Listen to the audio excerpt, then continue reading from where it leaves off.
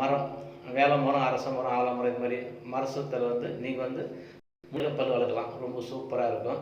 அப்படி இது கிடைக்காது வந்துட்டு பேஸ்ட்டில் வளர்க்குறீங்க, ரொம்ப நல்லது, தொந்தரவு கிடையாது. ஏன்னா உங்களுக்கு மூலிகை பல்படி தேவைப்பட்டாலும் எனக்கு ஃபோன் பண்ணுங்கள், அதை கொரியரில் அனுப்பி விடுறோம்.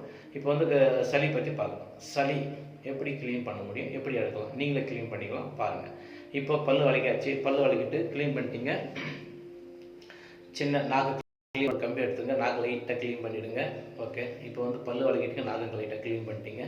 இப்போ சளி வந்து எங்கெங்கே தாங்கும்? ஃபஸ்ட்டு கீழே இந்த தொண்டை இருக்கு இல்லையா, இந்த தொண்டை, இந்த பள்ளம், தொண்டை பள்ளத்தில் பாருங்கள் இங்கே ஒரு பள்ளம் இருக்கும், இந்த பள்ளம். ஓகேங்களா? இந்த தொண்டையை வந்துட்டு சும்மா லைட்டாக பிடிங்க. ஒரு பைப் மாதிரி இருக்கும், அப்படியே பிடிச்சிங்கன்னா அப்படியே கீழே அது ஃப்ரண்ட்டில் பிடிக்கணும், டைட்டாக உள்ளே தான் பிடிக்கணும். உள்ளே பிடிச்சி அப்படியே டைட்டாக அப்படியே கீழே இறக்கி கொடுங்க. இப்படி இறக்கி கொடுங்க. இந்த பழத்தை வந்து லைட்டாக ஃப்ரீ பண்ணி கொடுங்க. ஒரு 10 தடவை ரொட்டேஷன் கொடுங்க.